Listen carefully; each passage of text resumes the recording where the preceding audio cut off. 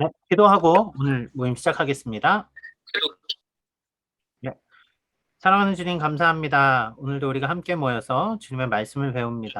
하나님, 주님이 우리에게 구원하여 주신 그 놀라운 길, 그 믿음을 알아가는 것이 우리에게 얼마나 기쁘고 감사한 일인지요. 우리가 날마다 우리의 믿음이 성장하게 하여 주시고 우리의 믿음 안에서 걸어가게 하여 주시고 우리가 서로가 서로를 독려하며 그렇게 아름다운 공동체로 성장해 갈 수 있도록 주님 도와주시옵소서. 이 저녁에도 성령님 강권적으로 역사하여 주시고 함께하여 주시옵소서. 감사하며 예수님의 이름으로 기도드렸습니다. 아멘.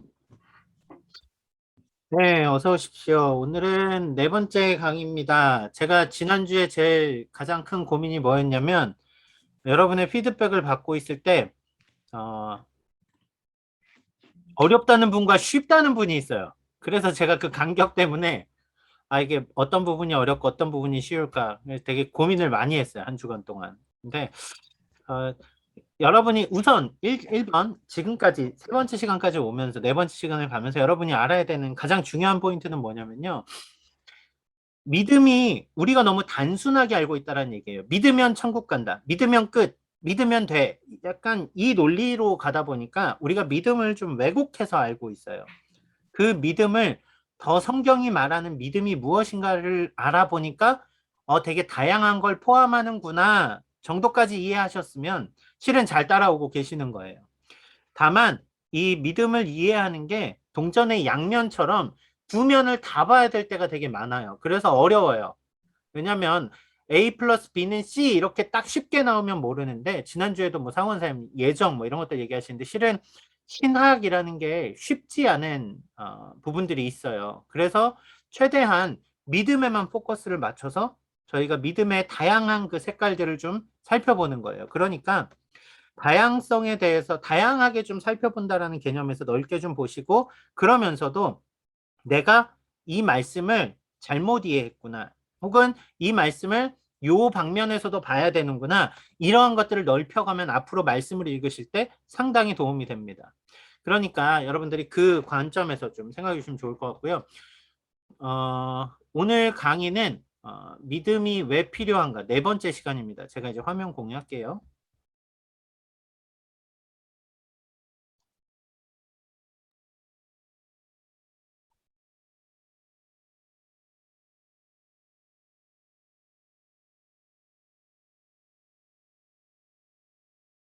잠시만요.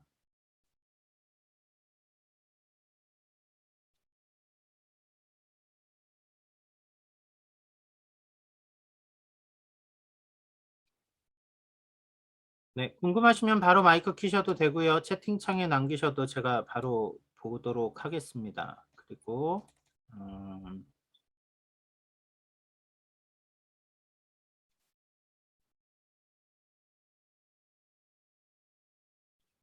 네, 시작해 보도록 하겠습니다. 믿음은 왜 필요한가? 네 번째 시간 오늘 살펴볼 건데요. 우선 복습을 해보죠. 지난 시간에 저희가 믿음의 여정에 대해서 배웠어요. 이걸 처음 듣는 분들이 꽤 많았더라고요. 원래는 믿음의 과정이 믿으면 천국 가, 그거는 이제 복음을 전하는 첫 단계에서 가장 핵심적인 메시지만을 놓고 이야기하면 믿으면 천국 가, 이걸로 끝이 나요. 하지만 더 믿음은 그것보다 총천연 색깔을 가지고 있습니다. 그래서 믿음의 여정들을 성경은 어떻게 말했는가 이야기했고요. 지난 시간에 제가 소명은 하나님이 부르심이라고 얘기했어요. 우리는 모두 하나님이 부르심 가운데 예정된 사람입니다. 하나님이 구원하시기로 작정하신 사람들이에요. 그래서 여러분들이 하나님을 믿게 됐죠. 그래서 우리가 중생 어느 시점이 되어서 예수님을 믿게 됩니다. 거듭나게 되죠. 그때 나의 회심이 일어나요. 우리 죄로부터 돌이키는 내 죄가 너무나 나를 비참하게 만들었던 죄로부터 이제는 예수님의 십자가로 돌이키는 일들이 일어납니다. 그와 동시에 우리는 예수님을 믿으면서 이제 더 이상 죄인이 아니에요. 우리 스스로가 죄가 없어져서가 아니라 예수님이 우리의 죄를 다 지불하셨기 때문에 십자가에서 다 대속, 구속하셨다 그러죠. redeem 하셨다 그러죠. 그래서 우리는 죄가 다 없는 것처럼 의롭다고 불려지는 칭의죠. 그렇게 칭한다고, 그렇게 의롭다고 칭한다고 하는 관계가 됐어요. 여기서 끝나면은 우리는 실은 다시 옛날 자리로 돌아가게 돼요. 하지만 그와 동시에 우리는 하나님의 자녀로 입양됩니다. 우리는 하나님의 양자가 됩니다. 하나님의 자녀들이 돼요. 그러니까 하나님의 자녀로서의 삶을 살아가죠. 이제 이때부터의 과정이 뭐라고요? 성화와 견인이라고 했습니다. 성화, 거룩한 과정을 겪게 되고요. 견인, 하나님의 강권적인 역사하신 가운데 끊임없는 그 사랑 가운데 우리가 절대 포기하지 않는 하나님의 사랑 안에서 구원을 이루어가게 됩니다. 그리고 마지막 때 우리가 어떻게 된다고요? 영화로운 하나님의 나라에서 거룩한 모습으로 서게 됩니다. 이게 믿음의 여정이었어요. 특별히 지난 시간에는 우리가 가장 좀 잘못 알고 있는 포인트. 믿으면 다 할 수 있어. 믿으면 아파트 로또 막 이런 것들. 우리는 실은 믿는 자에게 능치 못함이 없다라는 말을 우리가 편한 대로 많이 갖다 썼다라는 이야기죠. 그런데 정말 그랬나요? 아니잖아요. 믿는 본질이 뭔지를 얘기했었죠. 뭐예요? 나는 할 수 없어요. 아버지 얘기했었죠. 아들 때문에 아버지, 예수님을 찾아온 아버지 이야기. 나는 무능력해서 나는 할 수 없어요. 그런데 예수님은 하실 수 있어요. 믿음은 그 예수님을 붙잡는 것입니다. 예수님은 그 예수님의 능력 있으심을 붙잡을 때 예수님이 그 아버지에게 답을 주셨죠. 실은 우리에게도 믿음이 뭐라 그럴까요? 뭔가 믿음을 통해서 우리가 뭔가를 이뤄내는 것들을 자꾸 구하게 되는데 실은 그거는 정말 1차원적인 복음의 접점밖에 되지 않는다라는 거예요. 더 큰 것, 예수님이 이 땅에 오셔서 정말 그 믿음으로 모든 것을 이뤄주는 마지막 마침표를 찍어주셨죠. 그게 뭐죠? 구원이라는 거죠. 그러니까 믿는 자에게 능치 못함이 없다라는 이야기는 우리에게 가장 선한 것을 채워주시는 그 하나님이 나의 아버지가 되심, 우리가 예수 그리스도로 인하여서 구원받은 그 사실, 모든 하나님의 뜻을 나의 삶을 통해서 이루어 가도록 오늘도 역사하시는 그것이 바로 그리스도인의 가장 큰 능력이라고 말씀드렸어요. 그러니까 우리는 자꾸 나의 원하는 것을 초점을 맞춰서 믿음을 사용하려고 들어요. 성경 말씀을 해석할 때 그렇게 해석하는 경향들이 있다라는 얘기예요. 그러면 안 됩니다. 왜요? 나의 원함이 아닌 하나님의 원함을 이루어가는 것. 더 정확히 표현해 볼까요? 나에게 가장 좋은 것을 이미 주신 하나님. 그렇죠? 하나뿐인 아들 예수 그리스도를 우리에게 이미 주신 아버지께서 우리가 그 사랑과 은혜 안에 거할 때, 우리가 믿으며 나아갈 때 우리는 그 능력 있는 그리스도인의 삶을 살아가게 됩니다. 이게 바로 믿음의 해석이에요. 나의 원함이 아닌 아버지의 뜻을 이루어가는 삶. 자, 그렇다면 이제 오늘 조금은 복잡한데 되게 쉽게 접근을 해볼게요. 쉽게. 믿음은 왜 필요한가? 네 번째 시간인데요. 에베소서 2장 8절 말씀을 누가 좀 찾아서 읽어주시면 좋겠네요. 지금 핸드폰이 따로 컴퓨터로 보셔서 핸드폰이 자유로우신 분 손 한 번만 들어주실래요? 읽어주시면 좋겠네요. 아, 네. 지훈 형제 한번 찾아서 읽어주시겠어요? 에베소 2장 8절 마이크 켜시고요.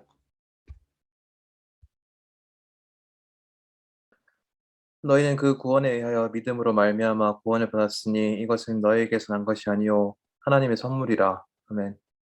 자, 구원은 믿음으로 말미암아 나는데 그것이 하나님의 선물이다. 오늘은 선물에 대한 믿음이 선물인가? 라는 주제를 가지고 좀 이야기를 나눠볼게요. 쉬운 질문 몇 개 해보죠. 자, 여러분의 인생에서 가장 기억에 남는 선물 뭐가 있을까요? 소미자매, 혹시 지금까지 받았던 선물 중에 제일 좀 의미 있었던 기억에 남는 선물이 있다면 어떤 선물이 있으셨어요? 백소미자매. 네. 네. 저는 그냥 어렸을 때 받았던 진짜 갖고 싶었던 움직이는 강아지 인형이 있었는데 그게 뭐지? 부모님께 너무 비싼 가격이라 부모님께 말씀을 못 드리겠는 거예요. 근데 그걸 또 어떻게 아시고 엄마가 그걸 깜짝 선물로 사주셨을 때 그때 진짜 엄청 좋았던 기억이 있어요. 아, 움직이는 강아지. 광고 본 것 같아요. 아, 맞아요. 기억에 남죠. 아, 너무 좋네요. 또 제가 한 3분 정도만 더 여쭤볼게요. 형제자매 제일 기억에 남는 선물 뭐가 있었어요? 저는 친구가 맥북을 사줬어요. 맥북을 친구가 사줬으면 남자친구? 아니요. 아, 그것도 아니네. 제가 호주에 있으니까 음, 그 이제 못 만나고 음. 그동안 뭐 서로 선물해주지 못하고 이런 시간들이 있었잖아요. 그래서 아, 친구가 퇴사를 하면서 퇴직금의 일부를 저에게 네, 선물로 줬어요. 그래서 아, 너무 기뻐요. 진짜, 네. 제 기억에 남겠네요. 그런 친구. 아, 너무 좋습니다. 너무 좋아요. 네. 아, 보경이 혹시 받았던 선물 중에 어떤 선물이 가장 기억에 남아요? 마이크 켜고? 네. 네. 저도 어렸을 때인데, 성탄절 날 이제 밖에 나갔다가 가족이랑 같이 외출하고 집에 왔는데 집안에 부모님이 선물을 많이 준비하셨더라고요. 그리고 네. 그거 되게 신기한 게 많았어요. 마술, 뭐 장난감도 있었고, 음, 되게 막 케이크, 2단 케이크도 있었고 했는데, 그게 제일 기억에 남는 것 같아요. 선물보다 그때 그 모든 분위기들이 기억에 많이 남는다는 거죠. 너무 아니요, 좋아요. 선물이요. 선물은 딱 그 중에서 어떤 하긴, 그쵸. 저도 실은 분위기보다 선물이 좋긴 해요. 네. 한 분만 더 물어볼까요? 좀 네, 진짜 이런 특별한 선물, 지금 맥북을 이길 만한 선물 받아본 적 있다. 있으세요, 누구? 맥북 1등인가요? 자, 좋습니다. 어, 선물은 받으면 우선 너무 좋죠. 그리고 실은 주는 사람도 너무 좋아요. 왜냐하면 주는 마음이 있기 때문에. 그런데 여러분, 혹시 내가 이거 안 주면 안 돼서 의무감으로 줘야 되는 선물 준 적 있으세요? 의무감으로 이거 꼭 줘야지. 줄 수밖에 없는 선물. 뭐 제가 너무 말을 세속적으로 해서 그럴 수는 있는데 부모가 되고 나면 쉬워집니다. 애들 생일 때 선물 안 하면 큰일 나요. 의무적으로 줘야 됩니다. 준비해야 돼요. 여러분들 중에 뭐 이런 가족들 이제 좀 그런 것보다는 내가 좀 받은 게 있어서 해야 됐다거나 아니면 뭐 스승의 날이어서 해야 됐다거나 했던 자기가 좀 이거는 내 기쁜 감정보다는 조금 의무감으로 했어야 됐어 하는 선물 있으면은 뇌물은 아니고요. 뇌물은 아니고 선물. 큰 거 말고. 베이자매 혹시 그런 적 있었어요? 내가 줘야 돼서 준비했던 선물. 줘야 돼서 줘야 됐던 거야? 어, 아니요, 딱히 기억이 안 나요. 음. 뭐 굳이 마음이 없지 않아도 되겠네요. 사귀는 사이에 100일 되면 선물해줘야 되는데 까먹으면 큰일 나는 거잖아요. 뭐 그런 거죠. 그런 거. 네, 까먹으면 안 되는 거. 하늘간 사님 혹시 그런 거 있었어요? 내가 의무적으로 해줘야 됐던 선물? 없었습니다. 생일 선물 외에는 없었습니다. 생일 선물 외에는 없었어요. 이게 쉽지 않은데 저는 직장 생활하면서 실은 있었어요. 제가 러시아에서 제가 직장 생활을 했었거든요. 러시아는 그 관료들이 여자분들이 되게 많아요. 그 밖에서 사무직으로 일하는 분들이 여성분이 많거든요. 그래서 3월 첫째 주일인가요? 3월 9일이었나요? 여성의 날 있죠. 그때 자기 서류를 담당하는 그 여성 그 정부에서 일하는 분들한테 다른 사람한테 지지 않을 선물을 해줘야 됩니다. 안 그럼 1년간 서류에 도장이 안 나와요. 그래가지고 그때 제일 비싼 샴페인과 장미를 그 러시아에서 구하기 힘든 막 한국에서 시키는 거 있잖아요. 그런 거와 그리고 이제 초콜릿. 왜냐면 돈을 주면 안 돼요. 그냥 무조건 볼 때 화려해야 돼요. 이게 내가 받기 싫었는데 우리 회사 하는 그분들이 감사해서 날 줬어 하는 그 마음이 거기에 우러나게 해줘야 돼요. 1년에 한 번씩 이거를 제가 8군데씩 선물을 돌렸거든요. 뇌물 아닙니다. 뇌물 아니에요. 선물을 해야 돼요. 안 하면 서류에 도장이 안 나와요. 의무적으로 해야 되는 선물. 근데 선물을 하니까 결국은 가치가 나오죠. 비슷한 얘기인데 너무 서론에서 길게 끌지 말죠. 조건이 붙은 선물도 있어요. 조건이 붙은 선물. 이거는 부모님들이 자식들한테 많이 하세요. 이번에 1등 하면 맥북 사줄게. 오늘 맥북 많이 나와야겠네요. 맥북 사줄게. 저는 애들한테 근데 실제로 그런 거보다는 단순한 거 얘기해요. 아빠한테 뽀뽀해주면 아빠가 이따가 짜장면 사줄게 이런 거. 그쵸? 여러분 선물이라는 것을 제가 왜 얘기를 하냐면요. 여러분 선물을 했던 기억도 있고 받았던 기억도 있고 또 탐탁치 않지만 그래도 해야 돼서 스승의 날 저는 제가 원하지 않아도 스승의 날은 꼭 선물해야 되는 게 그 도리라고 생각해서 했거든요. 그런 것들 많이 있어요. 근데 믿음이 선물이다라는 게 실은 오늘 되게 쟁점이에요. 믿음이 선물일까? 이따가 이거는 다 같이 소그룹으로 좀 나눠볼게요. 이야기를 들으면서 정리를 해보세요. 선물은 분명히 공짜로 받는 것이고 또 사랑하는 마음으로 주는 것이고 가끔은 조건이 붙기도 하지만 그 조건도 전제가 뭐예요? 네가 이걸 하면 줄게가 되는 게 보상이라는 개념보다는 실은 관계가 있을 때 조건이 나가거든요. 그렇잖아요. 생판 모르는 사람한테 그런 조건 걸지 않아요. 자, 사랑이 포함된 것들, 그게 선물이라는 거죠. 선물이라는 의미에서 볼 때 우리가 조금 믿음을 정리하는 게 그게 왜 별거 아닌데? 라고 생각할 것 같지만 오늘 헷갈리기 쉬운 그 한 포인트를 짚어보고자 합니다. 자, 이야기를 시작해보죠. 선물을 이해하기 위해서 우리는 먼저 은사라는 것을 봐야 돼요. 은사가 선물이거든요. 아까 에베소서에서 읽은 말씀의 선물은 실은 헬라어는 다른 헬라어예요. 하지만 의미상으로 선물이라는 것이 같은 의미로 본다라면 은사. 여러분 은사 뭔지 아시죠? 은사. 방언하는 거. 방언 들어본 적 한 번도 없으신 분. 교회에서 방언하는 분들 한 번도 못 봤다. 요즘 청년들은 못 본 사람들 많아요. 네. 방언. 막 내가 경험했던 특별한 은사들 막 있잖아요. 막 어떤 분들은 통변이라고 하죠. 방언을 번역하기도 하고.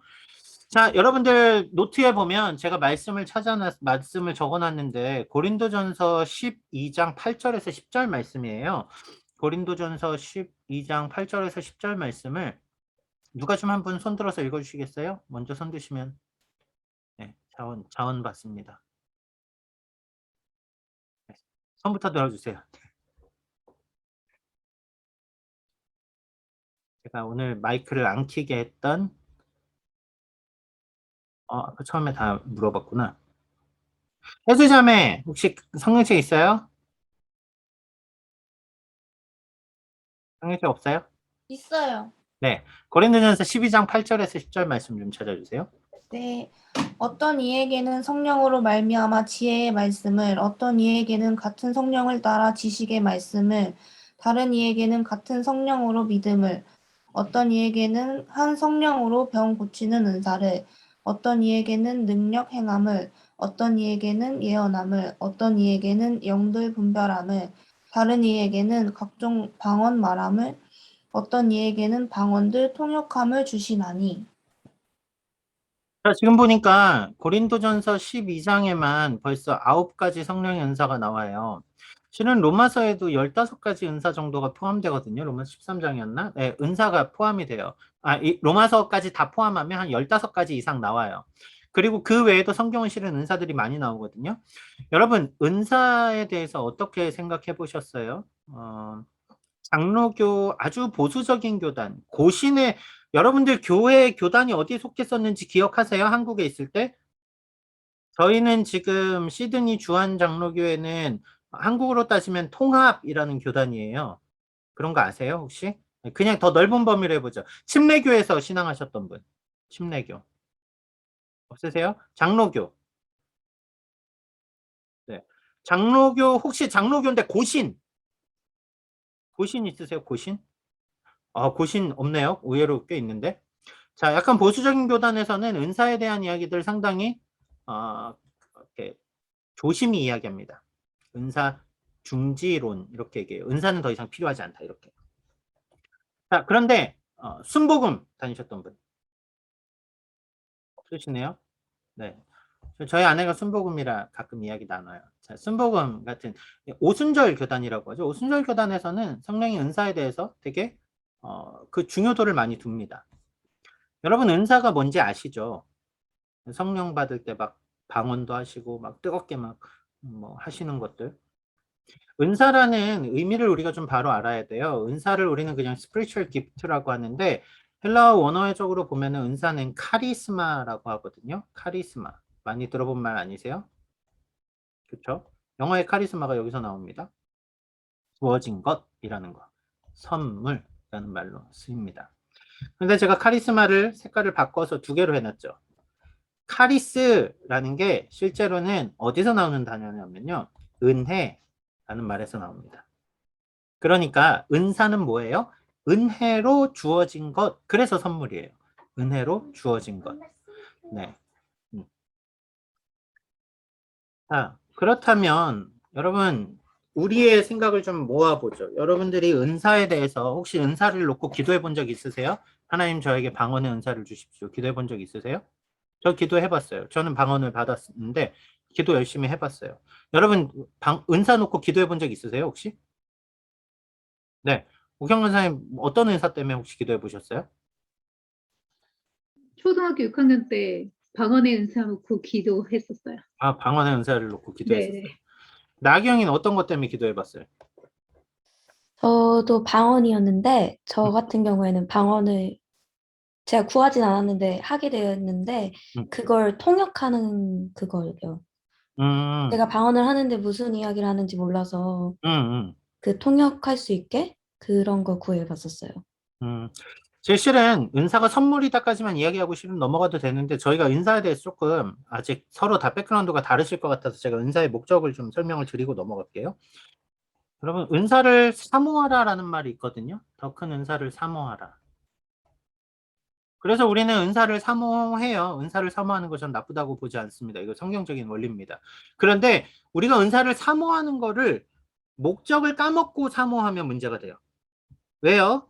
내가 지혜를 얻는 게 지식을 얻는 게 좀 가서 예언을 하는 게 방언을 하는 게 스킬에 대한 개념이라면 실은 대부분 이것 때문에 구하거든요. 내가 뭔가 좀 더 특별한 은혜를 얻고 싶어서 구해요. 은혜를 얻는다라고 표현을 하지만 정확히 표현하면은 은사를 얻을 때 내가 좀 더 스페셜함을 경험하는 그게 상당히 우리 마음에 작용을 합니다. 근데 은사의 목적이 있다라는 이야기예요. 고린도전서 14장 12절에 보면 그러므로 너희도 영적인 것을 사모하는 자인즉 교회의 덕을 세우기 위하여 그것이 풍성하기를 구하라예요. 제가 지난 시간에 성경은 문맥을 보고 봐야 된다 그랬죠. 은사를 구하는 것은 왜 구하냐면요.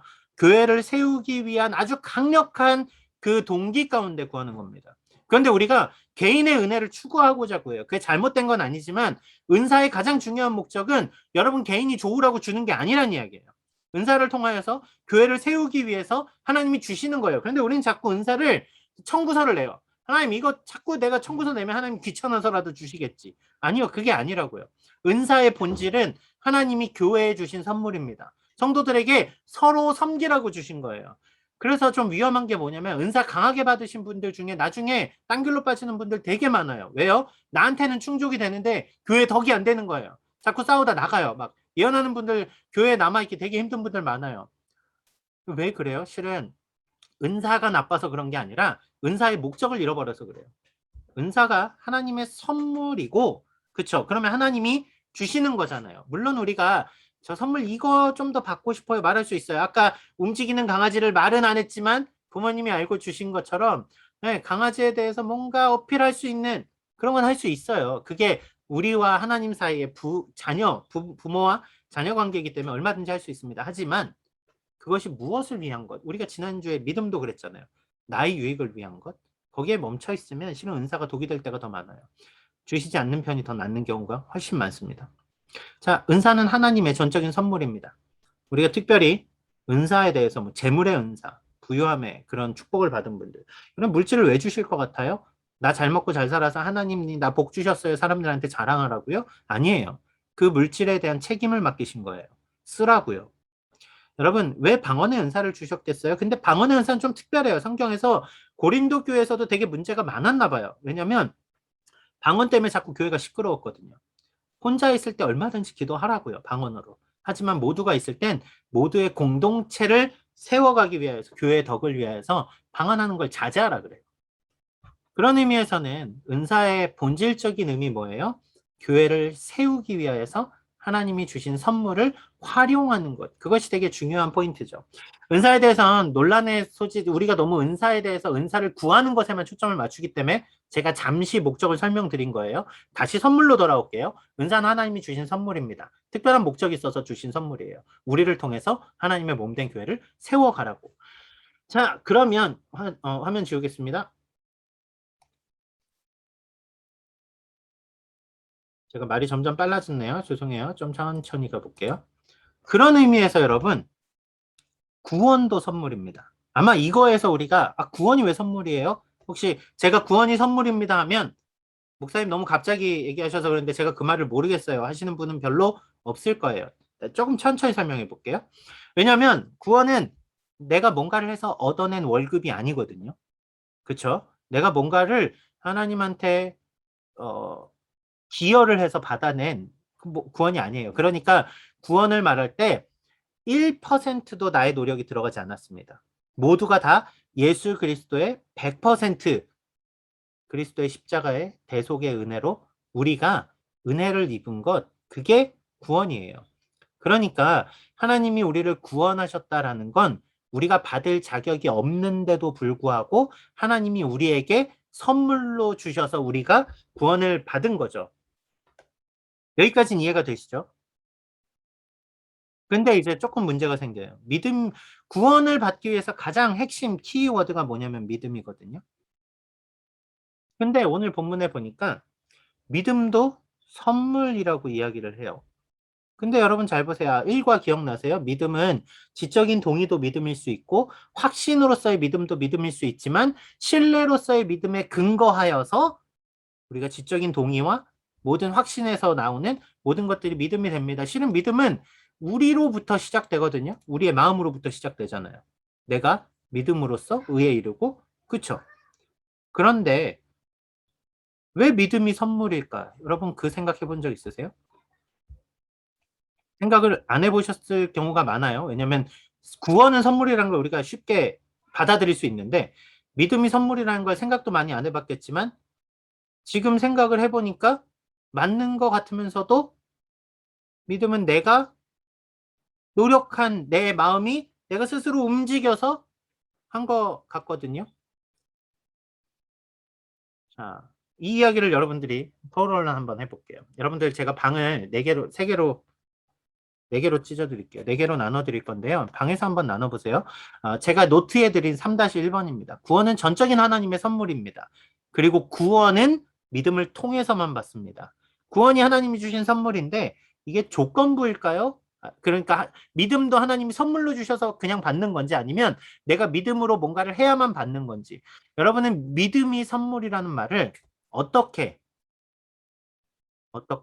설명하시겠습니까? 여러분들끼리 잠깐 이야기를 좀 나눠보고 제가 여러분들의 이야기를 듣고 다음 단계로 넘어가 볼게요. 잠시만 기다려 주세요.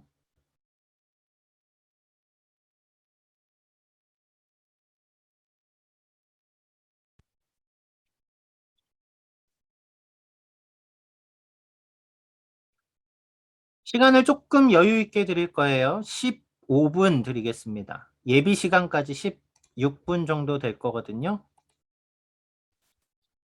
회의 시간이 짧다는 피드백을 제가 친절하게 받아서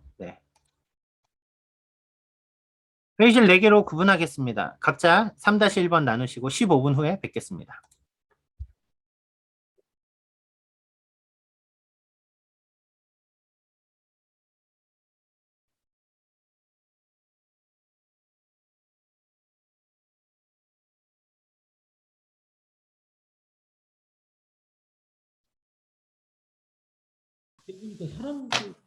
어서 오십시오. 웰컴백. 회의실 1번이 아직 안 끝났네요. 조금만 더 기다릴게요. 38초만 기다려 주십시오. 오면 다 같이 이야기하겠습니다. 각자 회의실에서 정리된 내용을 한 분이 좀 얘기해 주시면 좋겠어요. 정해지셨나요? 네. 네. 하늘 간사요. 네네. 하늘. 저요? 저 잘 못할 것 같은데. 지훈 형제가 말 잘하니까 지훈 형제가 혹시 해줄 수 있나요? 그럼 지훈 형제요. 저희는 잠시만요. 이제 1초 뒤에 올 거예요. 네. 네, 웰컴 백. 네, 여기 젊은 피가 제일 많은데 할 말이 많았나 봐요. 네. 먼저 이제 지훈 형제 좀 그쪽에서 나눈 이야기들을 좀 해주시죠. 일단 전체적으로 이야기 나누는 게 되게 내용이 많아서 제가 먼저 나눴던 부분을 얘기를 하자면 네. 저희는 사실 자유의지랑 관련된 얘기도 좀 나눴었고 중요하죠. 네. 믿음은 결국에 결론은 믿음은 선물로 주어진 것이 맞다라는 게 가장 결론적으로 나온 결론이 먼저 도달이 됐고 제 경험을 얘기해 드리면은 그 믿음이란 사실 자유의지라는 것이랑 같이 생각하게 되면 사실 상충하는 부분이 좀 있는 것 같아요. 제 개인적으로. 근데 왜냐하면 하나님께서 우리한테 주신 자유의지를 만약에 잊어버린다면 하나님께서 우리 다 전체 다 믿게 하실 것이고 그렇게 되면은 믿음이란 것이 굳이 필요 없이 너 나 믿어라 이렇게 하게 되면은 사실 그 의미가 없어진다고 생각을 합니다. 그런데 하나님께서 우리한테 주신 자유의지라는 거는 사실 어떤 포괄적인 무언가를 주고 선택을 하게 하는 것 같다고 생각하거든요. 만약에 어떤 공간에 100명의 사람이 있다면 어떤 이제 하나님께서 그런 교회를 갈 수 있게끔 또한 믿음을 가질 수 있게끔 환경을 조성했을 때 과연 몇 명이 믿을까라는 생각을 했을 때 저는 100%다 믿을 수 있다라고 생각을 하지 않거든요. 왜냐하면 한 형제가 말했듯이 각자 개개인이 가지고 있는 믿음이 다 따로 있는데 어떤 사람들은 그게 하나님을 향한 믿음이 있을 것이고 어떤 사람들은 다른 것에 대한 신념이 있을 거라고 생각을 하시더라고요. 저도 그 부분에 대해서는 어느 정도 동의를 하고 그렇기 때문에 그런 환경이 주어졌을 때 하나님을 믿을 수 있다는 것 자체는 하나님께서 우리한테 하나님을 믿을 수 있는 어떤 영감을 불어넣으신다거나 어떤 계기가 있다거나 그런 것을 통해서 주시는 선물이 아닌가라는 생각을 하게 됐습니다. 그게 결론입니다. 기회로서 선물이라는 네. 개념. 그렇죠. 네네. 특별히 주어진 선물. 아, 좋습니다. 아주 좋은 접근인 것 같아요. 아솜, 제니, 나경, 형주 네 분 계셨던 방에서는 혹시 누가 얘기해 주실 수 있을까요?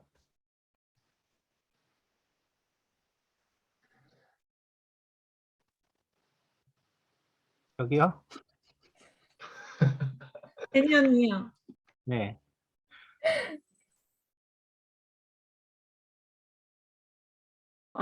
저희는 일단 이 토론 주제가 너무 어려워서 조금 생각지도 못한 부분이었기 때문에 조금 정적이 조금 흐르긴 했어요. 근데 일단 저희의 결론은 믿음은 선물이다라고 결론은 내려왔는데 저희도 자유의지에 대해서도 이야기가 나오고 그리고 성경에 쓰여져 있는 대로 또 나오고 그랬는데 근데 너무 어려워서 믿음은 선물이지만 조금 모르겠다. 그러니까 네네. 좀 이런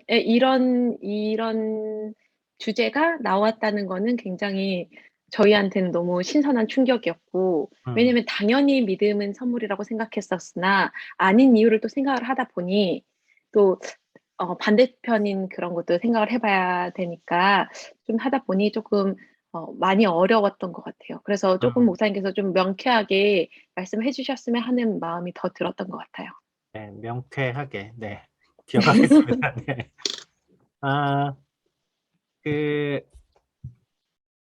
항우 간사님, 아비게일 자매, 해수 자매, 지혜 자매, 유진 간사님 부부 있으셨던 방에서 누가 혹시 얘기해 주실 수 있을까요? 네, 제가 네. 발표하겠습니다.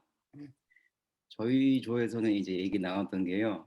그 믿음이란 게 뭔가 얻기 위해서 레벨업 해가지고 무슨 결과물로 이게 내가 노력한 결과물로 얻어지는 게 아니고 나를 위해서 이 땅에 내려오신 삼위일체 하나님의 도움으로 또 그 하나님을 만나 주셔서 생기는 것이라는 그 관점에서 그 하나님의 섭리 안에서 그 믿음이란 단어가 영어로 이제 believe에서 faith로 견인되어진다는 관점으로 믿음이 이제 선물이라고 생각된다고 이렇게 얘기를 좀 나눴었습니다. 예.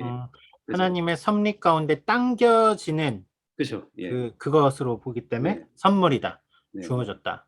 맞습니다. 네, 좋습니다. 마지막 제일 늦게 들어온 우리 젊은 피 누가 얘기할래요? 네, 제가 얘기하겠습니다. 네. 저희 공통적으로 나온 것은 저희가 사람이라서 의지가 약한데 저희가 믿어지는 게 아니라 진짜 믿음 자체가 믿어지는 그 자체가 하나님의 은혜라고 얘기가 나왔고요. 한 사람씩 얘기가 나온 거면은 그 순종함에 복이 있으니까 그래서 그 믿음 이후에 따르는 그 결과에 순종함에 복이 있어서 그 자체가 선물이라고 은혜라고 생각을 했고 또 다른 분은 하나님이 구원하러 오셨을 때 그 구원 자체가 믿어지니까 그게 그냥 은혜라는 선물이라는 얘기가 나왔고요. 또 한 분은 믿지 않는 친구를 봤을 때, 믿음이 왜 생겨, 어떻게 생겨? 라는 그 말에 자기는 그냥 하나님 믿어지는 그 자체가 은혜라고 또 선물이라고 생각을 했고, 그래서 저희는 공통점이 그냥 자연스럽게 받아져서 그게 그냥 은혜라고 의견이 나왔습니다. 선물이다. 개인의 맞아요. 간증적인 포인트들 좋습니다. 여러분 어때요? 이게 제가 실은 이제 창을 좀 공유를 다시 하고 나눌게요.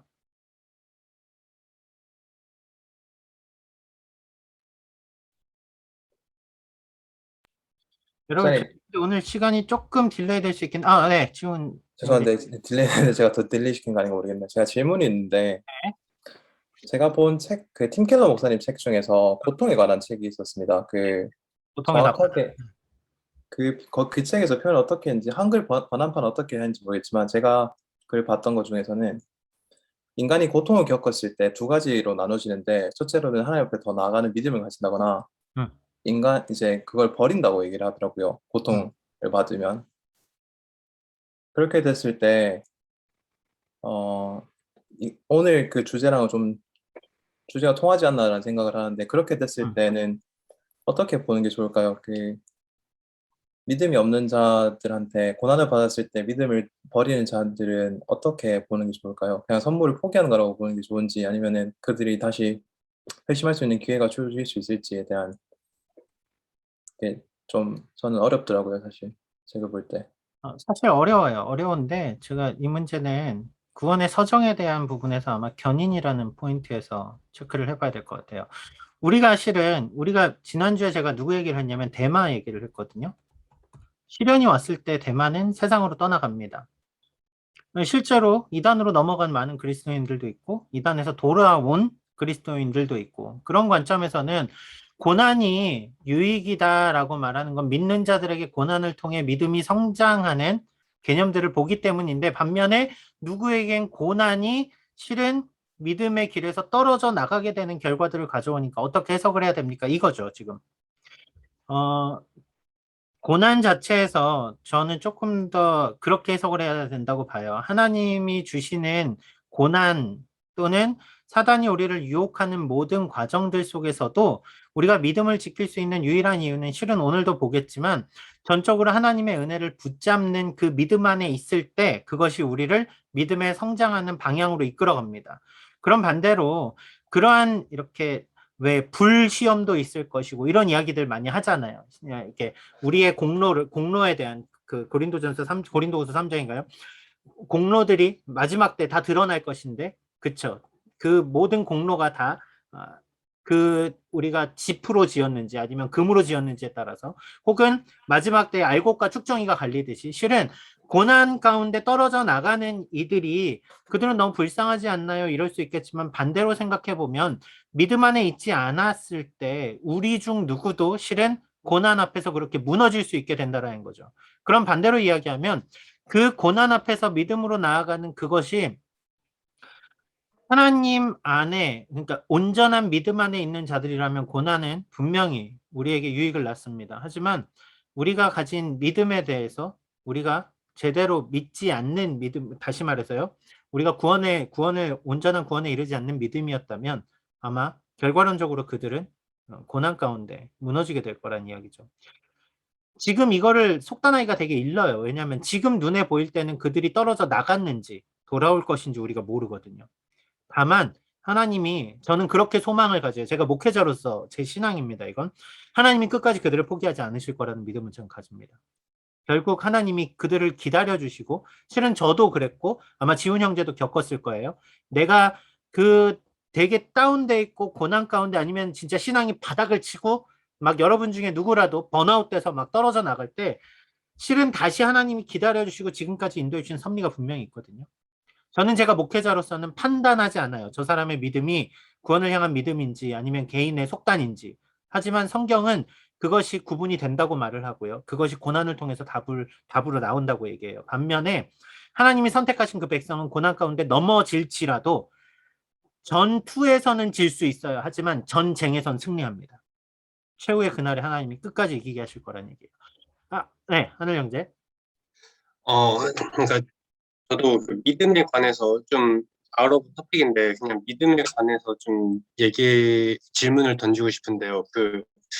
그러니까 성경에 보면은 그 히브리서인가 보면은 뭐 우유젓만 먹는 믿음, 뭐 딱딱한 음식을 먹는 믿음 그런 말씀에 그런 부분이 나오잖아요. 근데 그런 부분을 과연 어떤 식으로 그러니까 판단을 할 수 있는 건지, 그러니까 과연 그 믿음이라는 게 그 낮은 건 뭐고 높은 건 뭔지에 대한 기준이 그거에 대해 좀 아주 좋은 질문입니다. 실은 저희가 네. 그런 믿음의 세부적인 얘기들을 계속 하는 거거든요. 그거 다음 주예요, 근데. 예, 네, 알겠습니다. 제가 너무 기뻐요. 다음 주 우리가 배울 것을 지금 아주 궁금증을 먼저 유발해줘서 다음 주는 겨자씨만한 믿음이 자라간다는 게 무엇인가 그 얘기를 할 거예요. 그러니까 믿음의 장성한 분량은 다음 주에 제가 나눌게요. 시간이 좀 많이 지났어요. 죄송해요. 제가 지금부터 15분 정도만 좀 쓰겠습니다. 말이 조금 빨라질 거예요. 자, 선물로서 믿음과 구원의 관계 먼저 이야기를 정리해 봅시다. 구원은 전적인 하나님의 선물입니다. 우리의 노력으로 얻는 개념이 아닙니다. 보상이 아닙니다. 하지만 성경은 분명히 말해요. 구원이 뭘로 얻는다고요?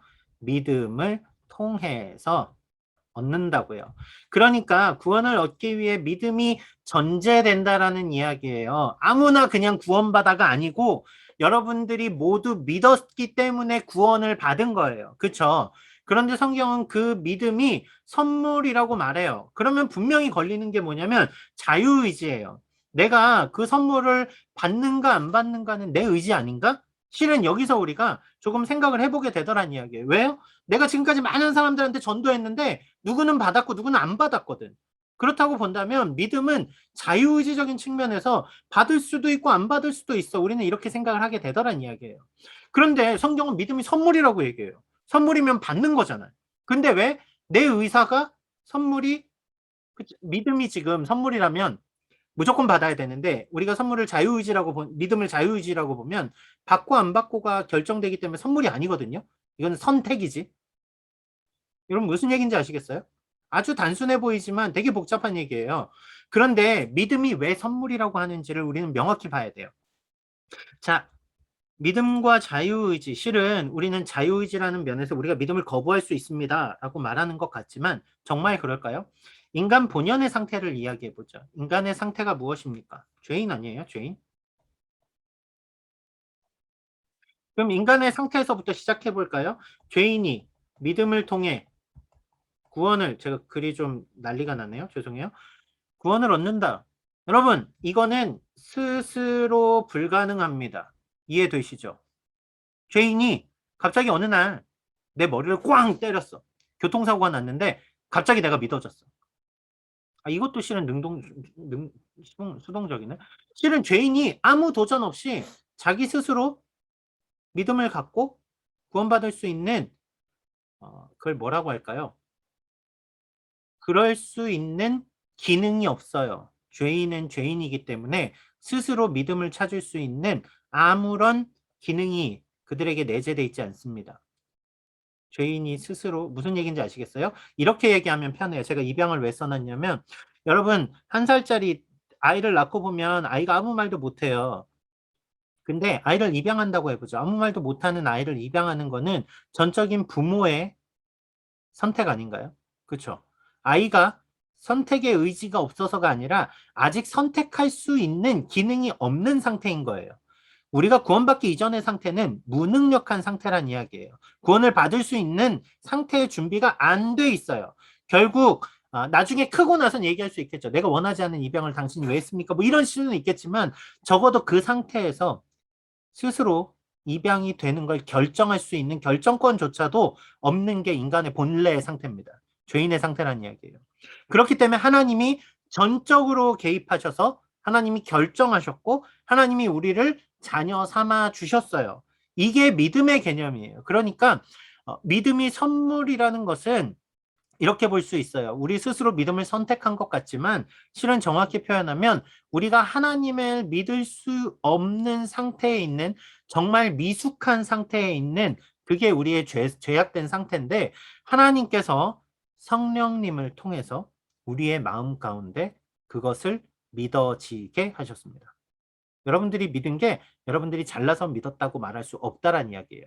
제가 첫째 시간에 그 얘기했죠. 좋은 약을 먹어서 병에 나섰는데 그 약이 여러분을 살린 거지 내가 먹었어라고 말하면 그 이상한 거예요. 내가 안 먹을 수도 있는데 먹었다니까 그 뭔가 이상한 거예요. 약간 2%가 아니라 한 80% 부족한 거예요. 그건. 그렇죠? 내가 날 살린 게 아니잖아요. 날 살린 건 약이라고요. 우리에게 믿음이 선물이라는 이야기는 그겁니다. 구원이 그 결과가 선물로 주어졌다라면 그 믿음, 아까 말한 약이라는 그 믿음이 우리에게 주어졌다라는 것 역시 내가 그것을 취한 나의 믿음이 아니라 그것이 주어진 하나님의 선물 가운데 우리는 선물을 누리는 것이 구원이라는 이야기예요. 자, 이 이야기를 구원의 서정으로 놓고 본다면 어디에 볼 수 있냐면요. 하나님의 부르심에 해당이 됩니다. 우리가 노력해서 하나님을 찾은 게 아니라니까요. 하나님이 불러주셔서 여러분들은 하나님께 나아올 수 있었습니다. 그런 의미에서 본다라면 여러분들이 내가 믿은 믿음 그 자체도 실은 내가 믿은 게 아니라 하나님의 선물로 내가 믿어지게 된 것이죠. 성령의 역사라는 것입니다. 결국 자유의지가 구원에 대한 의미에서는 역할을 할 수 없는 이유는 뭐냐면 자유의지가 구원을 거부할 수 있는가? 이거는 나중에 제가 따로 다룰게요. 이거는 그 불가항력적 은혜 이런 개념을 쓰거든요.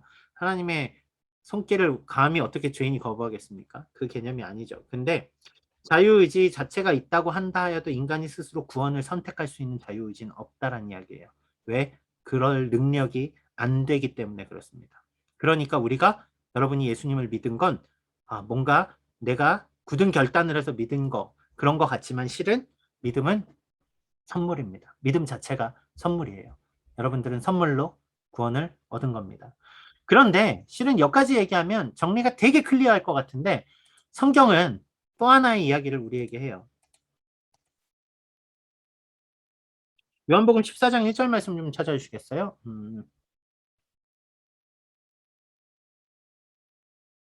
손이 바쁘신 분 누가 빨리 찾을까요? 빨리 찾는 분 한번 좀 읽어주세요. 너희는 마음에 근심하지 말라. 하나님을 믿으니 또 나를 믿어라. 이거 맞습니까 혹시?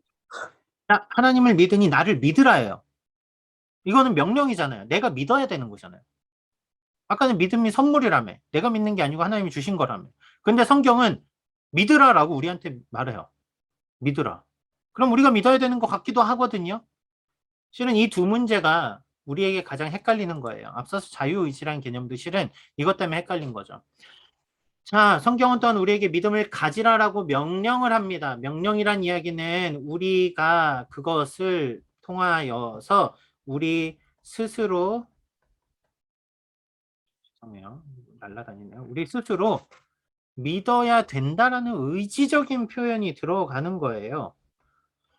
골치 아파져요, 이제. 믿음이 그냥 선물이다 하면 딱 끝나서 내가 믿어진 걸로 받아들이면 되겠는데 성경은 또 믿으라 말하는 거예요.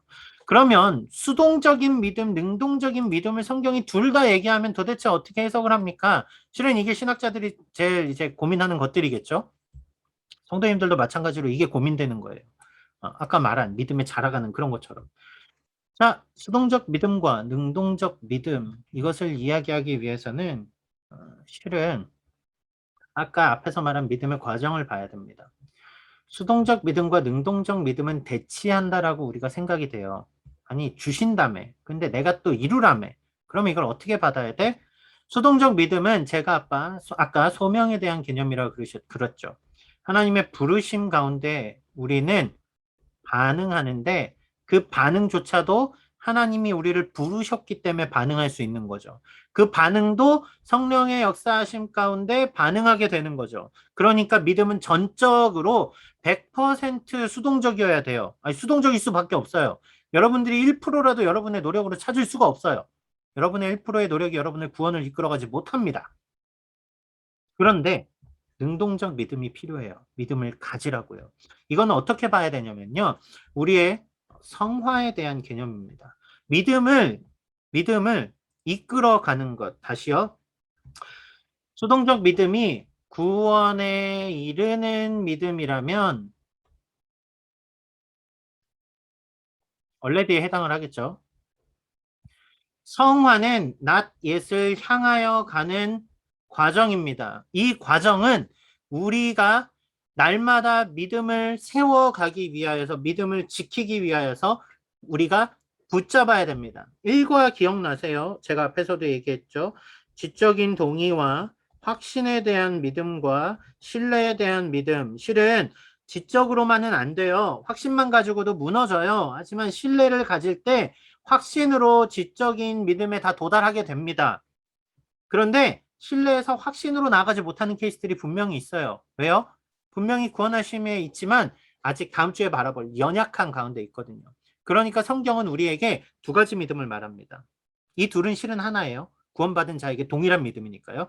동전이 하나잖아요. 그런데 양면을 가지잖아요. 첫 번째 면은 구원에 이르는 믿음입니다. 100% 하나님의 은혜입니다. 두 번째 믿음도 실은 하나님의 은혜이지만 우리가 그 믿음의 삶을 살아가도록 전적으로 성령님을 신뢰하고 의지하고 나의 모든 자유의지를 하나님을 향해 내어드리는 헌신이 포함됩니다. 만약 여러분 잘 보세요. 수동적 믿음만 강조하면 어떻게 되냐면요. 내가 아무것도 안 해도 그냥 천국 가요. 이거 구원파예요, 이거. 여러분. 그렇잖아요. 나 구원 받았어. 아무거나 다 해도 돼. 그 얼마나 대담한 줄 아세요? 사람도 죽일 수 있다니까요. 구원이 안 바뀌니까. 하나님이 정하셨으면 끝나는 거잖아.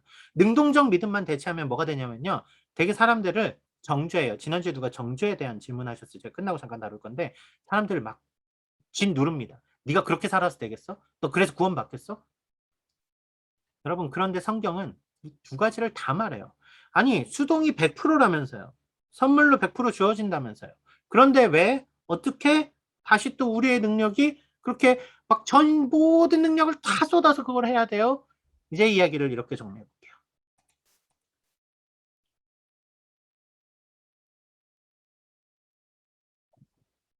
여러분, 제가 사랑하는 저희 아들, 딸, 네, 샤론이와 나엘이가 있는데 저희 아들 목소리는 들려달라고 하신 분이 있는데 네, 괜찮아요. 네.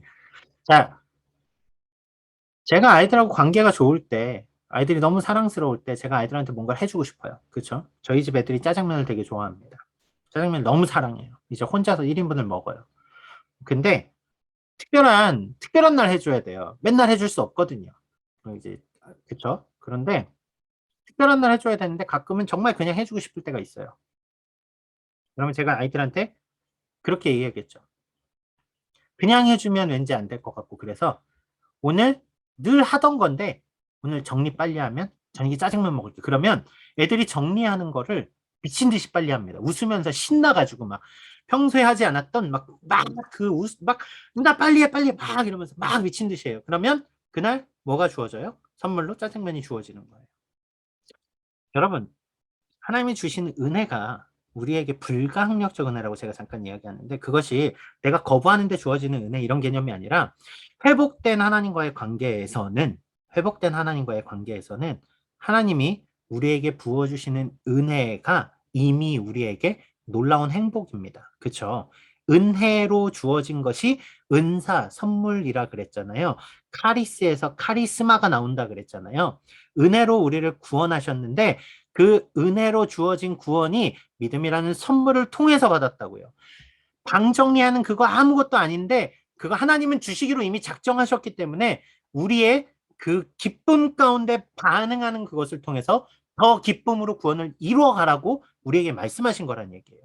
그러니까 여러분들이 동전의 양면을 생각하면서 내가 100% 내가 또 헌신해야 되는 그것이 짐이 될 이유가 전혀 없다는 얘기예요. 이미 선물이 정해져 있는데 하나님은 우리에게 그걸 주시려고 이 아름다운 사랑의 관계에서 우리에게 그것을 기꺼이 하실 수 있게 도와주시거든요.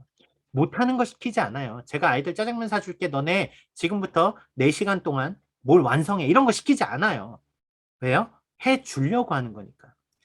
여러분 어떤 관계인지 아시겠어요? 믿음은 하나님이 모든 것을 선물로 주십니다. 그런데 그 믿음이 우리의 기쁨의 반응들을 통하여서 또 이루어져 갑니다. 이 모든 사랑의 과정들이 주님 나라가는 그 날까지 쭉 이어져 갑니다. 이게 바로 믿음의 여정이라는 거예요. 그러니까 여러분들이 성경을 보다가 믿음에 대해서 가장 위험한 게 그거예요. 믿음을 능동적으로만 받을 때, 수동적으로만 받을 때입니다. 하나님이 우리에게 믿음을 주시는 것, 사랑입니다. 이미 우리를 사랑하셨고 믿음을 선물로 주셨고 그 사랑 안에 있기 때문에 우리가 믿음으로 살아가는 게 기꺼이 가능해지는 거예요. 해야만 얻어내는 구원이 아니라 이미 얻었기에 기꺼이 살아가게 됩니다. 그것을 우리는 믿음을 이루라라고 하는 명령에서 발견하는 거예요. 따라서 구원받은 믿음도 선물이고 구원을 이루어 나가는 믿음의 성숙함, 그것도 선물입니다. 왜요? 결국 우리에게 주시기 위해 하나님이 우리에게 허락하신 것들이기 때문에 그래요. 그렇다면 오늘 우리에게 그리스도인으로 살아갈 믿음의 결단, 너희가 믿음을 이루라 라고 하시는 그 결단은 우리에게 사랑을 반응해 줄래? 라고 하시는 하나님의 초대라는 거예요. 자, 그럼 정리하겠습니다. 믿음은 그래서 100% 하나님의 선물입니다. 은혜예요. 하나님이 우리에게 아무 능력이 없는 그때 하나님이 우리에게 주신 것입니다. 그런데 그 회복된 관계 가운데서 우리가 그 믿음을 살아가도록 우리가 우리의 마음을 100% 다해서 하나님께 내어 드리도록 그렇게 이끌어 가십니다. 실은 그것이 우리가 말하는 100% 순종입니다. 로마서 8장 37절 말씀에 보면요. 그러나 이 모든 일에 우리를 사랑하시는 이로 말미암아 우리가 넉넉히 이기느니라. 하나님 때문에 우리가 이기거든요. 그런데 또 요한일서 뭐라고 말해요? 우리 하나님께로부터 난 자마다 세상을 이기느니라. 하나님께로부터 난 자마다 이겨요. 세상을 이기는 승리는 이것이니 우리의 믿음이니라. 그래서 우리의 믿음이 세상을 이기며 우리의 믿음이 하나님께로부터 온 믿음이며 우리가 그 믿음 안에 살아갈 때 우리는 그 믿음의 구원의 여정을 오늘 걸어가게 되는 것입니다. 이게 바로 선물에 대한 올바른 개념입니다. 지난 시간에 제가 지금 14분 마쳤습니다. 제 약속한 시간은 지켰어요, 여러분. 지난 시간에 질문이 있었던 게 하나 있어서 제가 질문을 먼저 잠깐 정리를 하고 그리고 그 다음부터 자유롭게 질문을 받을게요. 먼저 그 전에 저희가 늘 해야 되는 설문을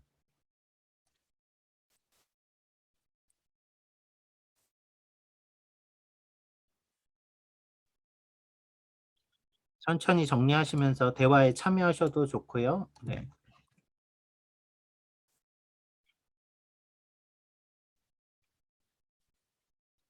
카톡에도 올려드렸습니다. 자, 지난 시간에 실은 한 분이 되게 중요한 질문을 해주셨어요. 뭐냐면 교회 안에서 정죄에 대해서는 어떻게 받아들여야 됩니까? 정죄. 왜 이 말을 하셨을까? 실은 제가 자세히는 모르겠어요. 그런데 제가 생각하기에는 하나님을 믿는 사람들의 범위 안에서 신앙을 판단하는 것이 정죄라고 하면 아마 교회 안에 치리에 대한 개념일 거예요. 죄를 바라보는 사람을 어떻게 봐야 됩니까?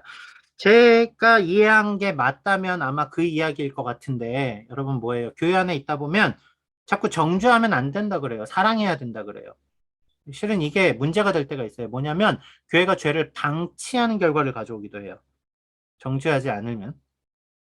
그래서 말을 자세히 써야 돼요.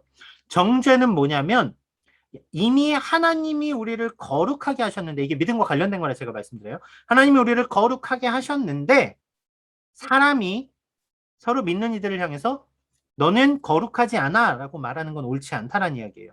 성경이 말하는 정죄하지 말라는 이야기는 구원받은 하나님의 자녀를 구원받지 못한 죄인의 상태로 함부로 언급하는 것은 잘못된 거란 이야기죠.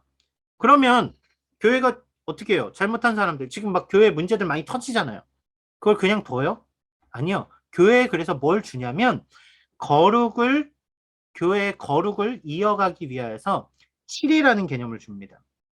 그것은 뭐냐면 정죄하라는 게 아니라 그들이 유혹이나 혹은 죄 가운데 죄의 도전들 가운데 넘어질 때 그들을 바로 세울 수 있도록 징계하는 것이 있어요. 한국 교회는 실은 치리를 거의 안 해요. 이게 좀 문제죠. 왜냐하면 한국 교회에서는 제가 생각하기로는 이건 개인적인 의견입니다. 성도님들이 고객이 돼서 그래요. 고객을 빼앗기면 교회가 생존이 안 되거든요. 잠깐만요. 한영재 조금만 먼저 이야기하고 정리할게요. 그래서 교회 안에서 정죄는 안 되지만 치리는 분명히 해야 되고요. 치리를 하는 것이 교회의 순수성을 지키는 아주 명확한 표지라고 칼빈 선생님은 얘기하세요. 그러니까 종교개혁 이후의 모든 교회는 치리에 대한 부분을 분명히 해야 됩니다.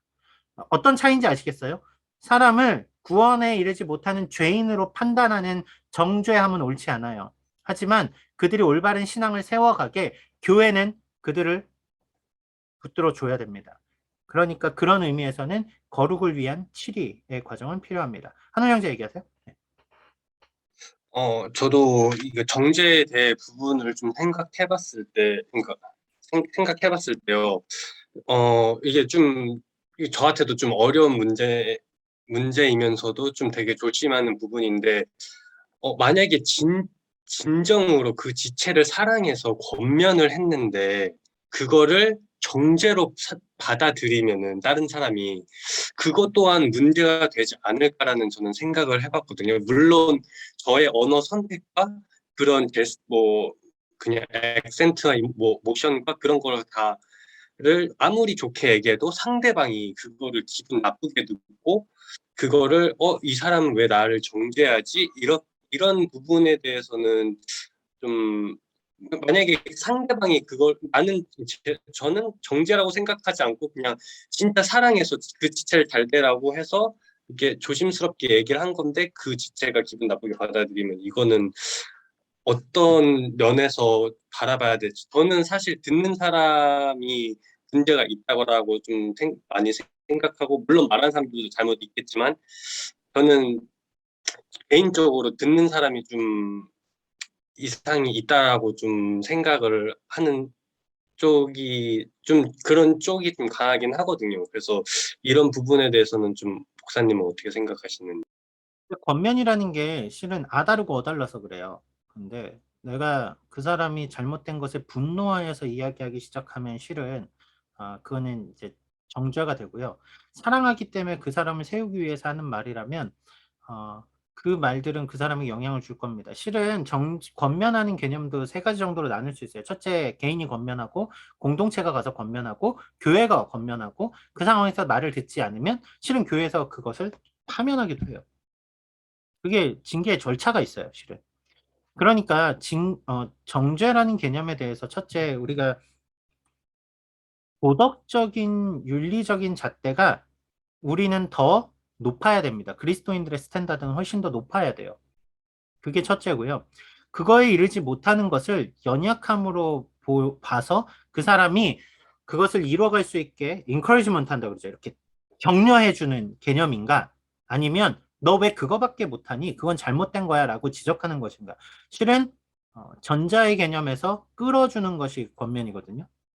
그러니까 그것이 상대에게 기분이 나쁘다 좋다의 개념보다 더 이전에 실은 우리가 그것을 정말 깊이 기도하고 접근해야 되고요. 고린도전서 5장인가요? 6장, 5장, 6장 사이에 나오는 말씀 같은데 그들에게 성적인 타락이 들어와요. 가정 안에 성적인 타락이 들어왔어요. 그런데 그걸 갖고 세상의 법정으로 나가요. 이게 죄가 맞냐 틀리냐 때문에. 근데 바울이 뭐라고 얘기하냐면 너희가 세상을 판단해야 될 줄 알지 못하느냐라고 얘기해요. 그리스도인들은 더 높은 기준의 도덕을 가져야 됩니다. 그것이 도덕이 그리스도인의 구원의 길은 아니지만 우리는 구원받은 자로서 하나님의 거룩을 닮아가기 때문에 그래요. 그러니까 정죄의 개념에 대해 접근하실 때는 권면의 개념, 참 좋은 표현이에요. 권면의 개념이 맞고요. 어렵다면 그 권면을 교회 리더나 교역자들에게 부탁하는 것이 좀 더 맞을 수 있습니다. 왜냐하면 말씀에 제가 사람한테 권면할 때 제 개인적인 얘기 안 해요.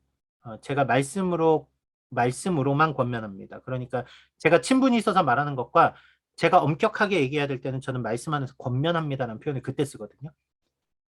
근데 그럴 만한 일이 생각보다 많진 않아요. 왜냐하면 연약함의 문제이기 때문에 세워줘야 되는 개념이 더 커서 그래요. 다만 교회를 혼탁하게 하는 문제는 선을 그어줘야 됩니다. 그렇죠? 교회의 재정적인 뭔가 훔쳤다거나 이럴 때는 그냥 우리 덮고 갑시다. 이런 거 안 돼요. 교회 네, 만약에 관계를 그러니까 어떻게 보면 교회를 분열시키는 지체들이 있을 수도 있잖아요. 예를 들면은 당을 지어서 누굴 따시킨다든지 약간 그런 부분에 대해서는 그러니까 물론 그런 일은 뭐 중앙교회에서 없지만 뭐 예를 들면은 뭐 계속 어떤 지체를 시험 들게 만들어서 이렇게 떠나 보내는데 그럴 때는 이제 뭐 어떤 식으로 그러니까 그런 부분은 어떻게 해야지 좀 좋을까 싶어가지고요. 실제로 그 포인트는 이렇게 첫째로 이제 제일 중요한 포인트 하나만 말씀드릴게요. 제일 중요한 포인트는 뭐냐면 이것이 복음의 진리를 훼손하는가 아니면 복음의 진리 외적인 선택의 문제인 거예요. 이걸 아디아포라 문제라고 해요. 복음을 훼손하는 일인 이건 기다리면 안 돼요. 복음을 훼손하는 일이라면 이단이니까요. 이단의 문제를 오래 끌지 않습니다. 하지만 비본질적인 문제라면 실은 여러분 교회에서 당직부 싸우는 분들 보면 교회 사랑하는 분들이 싸워요. 교회 출석만 하는 분들 안 싸워요 절대. 근데 방법이 다른 거죠. 그거는 누가 옳다 그러다를 판단하기가 되게 어려워요. 맨날 총회 와서 싸우는 것도 그것 때문에 싸워요. 판단 안 돼요. 비본질적인 문제라면 교회를 하나 되게 하는 방향으로 끌고 가는 게 맞습니다. 다만 그것이 당짓는 문제는 실제로는 그 문제가 커요. 다만 그게 제가 말씀드린 것처럼 세상의 판단의 기준에도 볼 때 명확한 죄성이 있는 성적 타락, 교회 재정에 대한 개인 유용, 어떤 목회자의 도덕적 자질에 대한 문제 이런 것들은 치리의 대상으로 넘어갑니다. 어떤 차이인지 아시겠죠? 그러니까 모든 면에서 실은 하늘 형제가 판단하는 것도 옳지 않을 수 있어요. 저건 교회를 깨트린 행위야 라고 볼 수 있지만 실은 그게 교회를 더 살리는 행위가 될 수도 있어요. 왜요? 불거졌던 문제들이 터지면서 이제는 정리가 될 수도 있으니까요. 그런 문제는 조금 조심히 접근하고요. 사역자들하고 먼저 이야기를 나누시는 게 제일 좋아요. 특히 비본질적인 문제는 사역자들도 답을 내기 쉽지 않습니다. 그러면 교회를 세우는 방향이 그때 논의가 됩니다. 하지만 저는 그거는 이렇게 어느 한편으로 들어서 될 문제는 아니라고 생각하고요. 자, 우선 오늘 공부에서는 여기서 제가 기도를 하고요. 그리고 나서 여러분들이 질문이 있으시면 저 이후에 일정 없으니까요. 제가 질문 계속 받을게요. 네, 기도하고 우선은 마무리하겠습니다. 사랑하는 주님 감사합니다. 오늘도 우리가 믿음에 대해 살펴봅니다.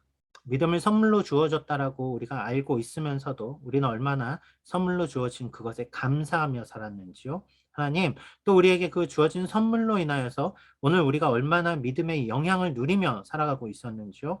또 우리가 그 믿음을 지키며 믿음으로 살아가기 위해 오늘 우리는 얼마나 주님의 말씀에 귀를 기울이고 있었는지요. 하나님, 우리가 오늘 배우는 것들이 우리의 지식으로 끝나지 않게 하여 주시고 우리의 믿음이 날로 장성한 분량에 이르도록 성숙해가는 과정에 이르도록 주님 날마다 역사하여 주시옵소서.